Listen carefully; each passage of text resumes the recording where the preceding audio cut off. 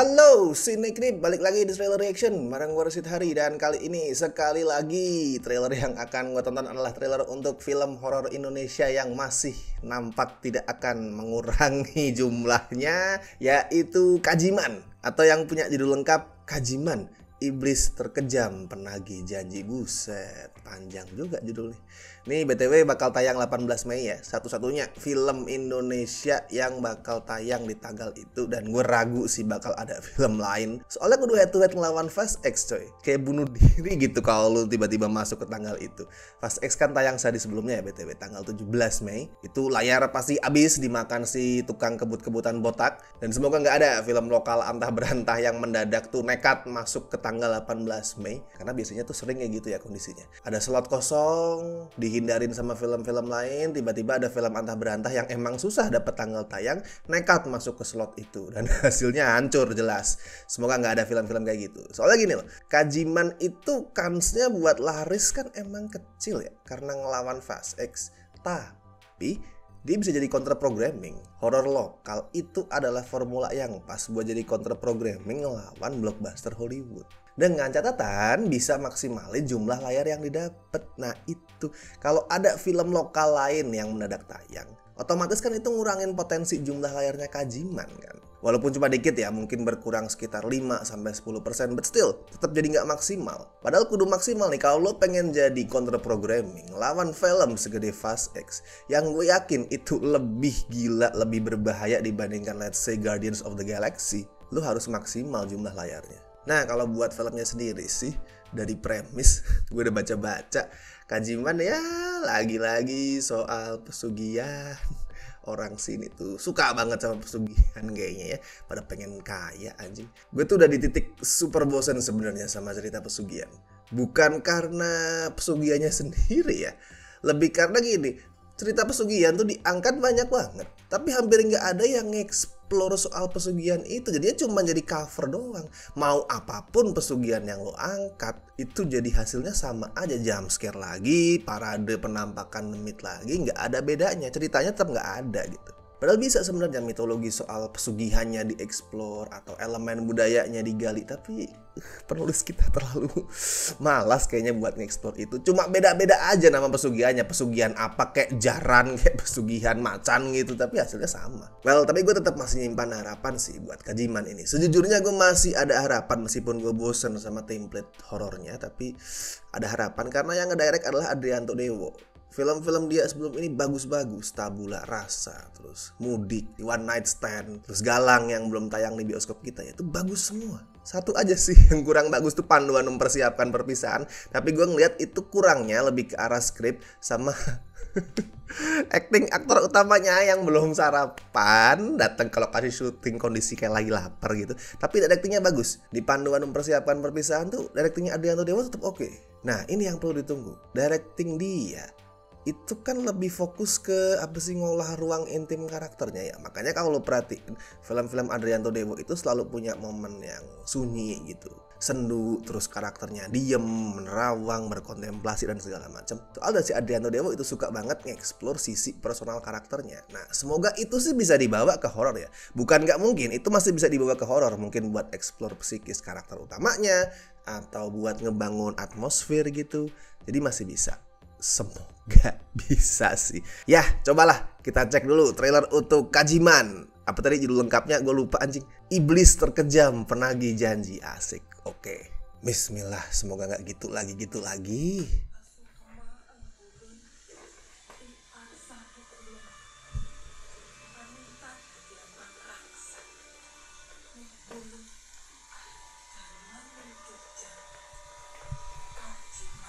Kajiman.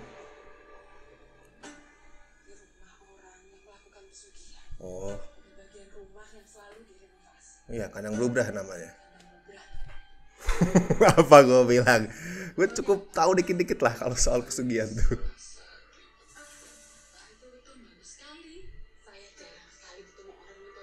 Oh iya apa bu? Waduh.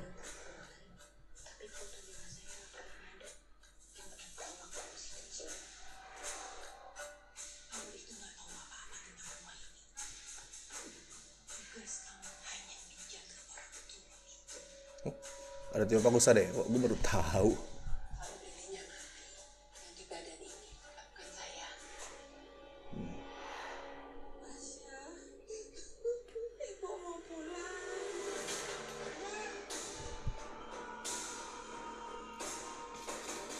Oh, gue nggak expect ada mayat kayak gitu.